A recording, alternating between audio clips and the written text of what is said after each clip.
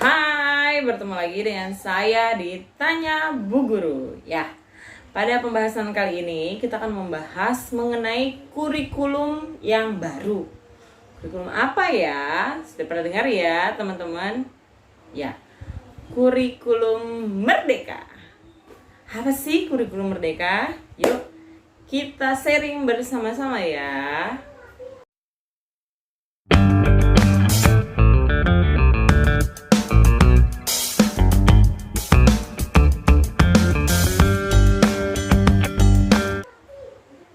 Oke, jadi kita akan membahas mengenai kurikulum merdeka.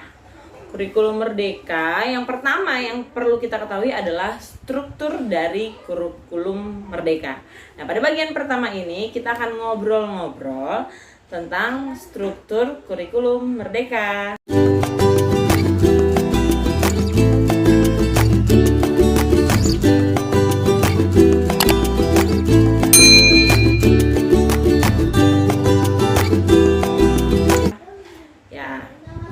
Yang pertama, tak kenal maka tak sayang. Jadi kita harus kenal dulu nih. Kita harus tahu dulu apa sih kurikulum merdeka. Nah, Menteri Pendidikan, Kebudayaan, Riset, dan Teknologi Mendikbudristek, yaitu Nadiem Anwar Makarim atau kita sapa dengan Mas Menteri, sudah meluncurkan Merdeka Belajar episode 15, yaitu kurikulum merdeka dan platform Merdeka Mengajar. Tentu teman-teman para pengajar, pendidik sudah pada tahu ya. Nah, disebutkan pada tanggal 11 Februari 2022, terobosan yang kami luncurkan hari ini berhubungan dengan akselerasi mutu pembelajaran dan peningkatan kualitas guru, yaitu kurikulum merdeka, kata Mas Menteri, dalam peluncuran kurikulum merdeka dan platform Merdeka Belajar. Waktu itu namanya kurikulum prototype. Sudah pernah dengar ya teman-teman? Lalu menjadi kurikulum merdeka. Kenapa sih kita perlu kurikulum merdeka? Jadi, seperti teman-teman tahu bahwa selama pandemi kita pasti kurang maksimal.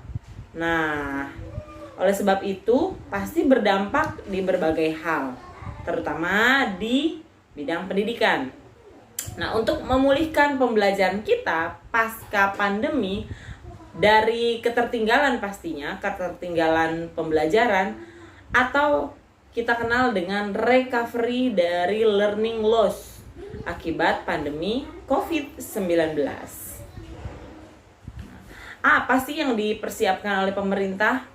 Yang pertama ada profil pelajar Pancasila, yang kedua struktur kurikulum, yang ketiga CP atau capaian pembelajaran, yang keempat prinsip pembelajaran, dan juga asesmen. Nah, kemudian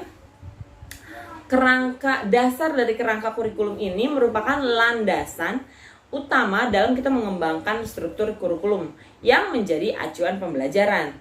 Nah, kerangka inilah yang mengarahkan kompetensi yang perlu dikuasai oleh peserta didik. Lalu karakter-karakter yang perlu kita bangun dan kita kembangkan, serta materi-materi yang harus kita ajarkan kepada peserta didik. Nah, pada kerangka dasar kurikulum ini juga mengatur prinsip-prinsip yang perlu menjadi acuan guru ketika merancang pembelajaran dan juga asesmen. Nah, kerangka dasar pembelajaran kurikulum merdeka ini terdiri dari struktur kurikulum, CP atau capaian pembelajaran, dan juga prinsip pembelajaran dan juga asesmen. Nah, teman-teman, pada implementasi kurikulum merdeka, pemerintah tuh menyediakan berbagai contoh kurikulum operasional dan juga perangkat pembelajaran untuk membantu para guru dan juga sekolah itu pastinya.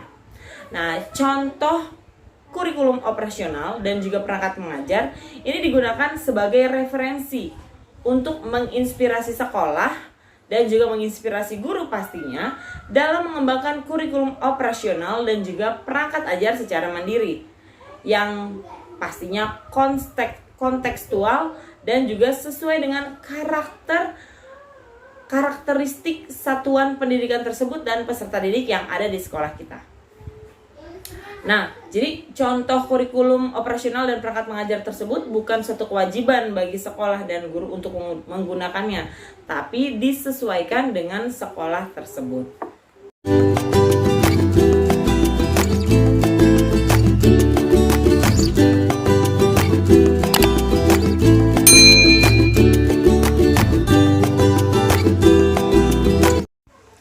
Struktur kurikulum dalam kurikulum Merdeka merupakan pengorganisasian atas capaian pembelajaran, muatan pembelajaran, dan juga beban belajar.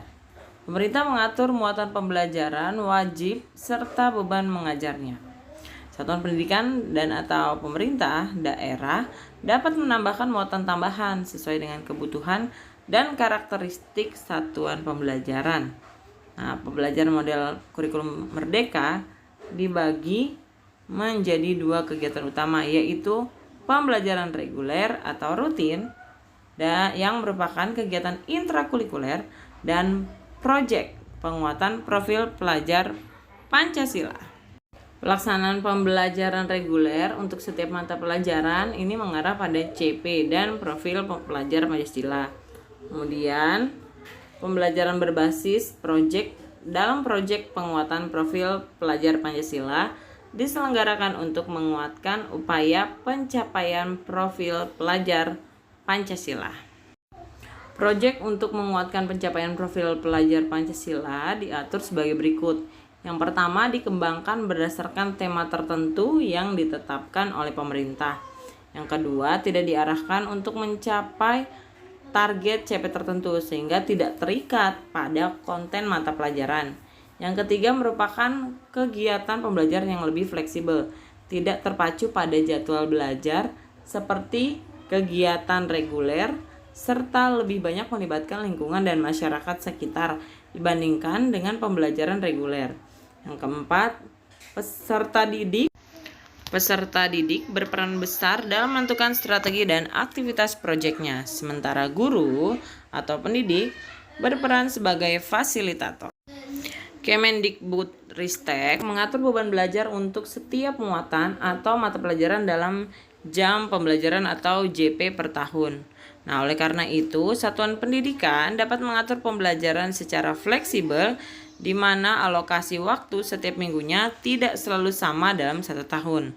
Sebagai contoh, satuan pembelajaran dapat mengajarkan mata pelajaran secara intensif dalam kurun satu semester untuk memenuhi kebutuhan peserta didik untuk melakukan pameran unjuk kerjanya di akhir semester pertama. Oleh karena itu, alokasi waktu yang ditargetkan untuk satu tahun dapat dicapai dalam kurun satu semester. Dengan demikian, satuan pembelajaran dapat meniadakan mata pelajaran tersebut pada semester berikutnya. Kenapa? Karena jam pembelajaran yang harus dipenuhi dalam satu tahun itu sudah dicapai dalam satu semester. Nah, pengaturan beban belajar seperti ini dilakukan supaya pembelajaran lebih bermakna karena peserta didik punya waktu belajar yang lebih efektif dan bisa fokus pada kompetensi yang mau dicapai tanpa membebaninya. Namun, alokasi JP intrakurikuler per minggu tetap disampaikan untuk membantu guru supaya dapat merancang kurikulum dan pembelajaran. Pemerintah juga mengatur proporsi beban belajar untuk setiap muatan atau mata pelajaran. Tapi proporsi beban belajar ini diatur untuk pembelajaran intrakurikuler dan juga proyek penguatan profil pelajar Pancasila. Nah, alokasi waktunya diarahkan untuk penguatan pencapaian profil pelajar Pancasila digunakan lebih fleksibel dibandingkan dengan intrakurikuler. Kenapa? Karena proyek penguatan profil pelajar Pancasila bukan suatu kegiatan yang rutin per minggu. Satuan pendidikan atau pemerintah daerah ini bisa menambahkan muatan tambahan sesuai dengan kebutuhan dan karakteristik satuan pendidikan secara fleksibel dengan mengelola kurikulum muatan lokal.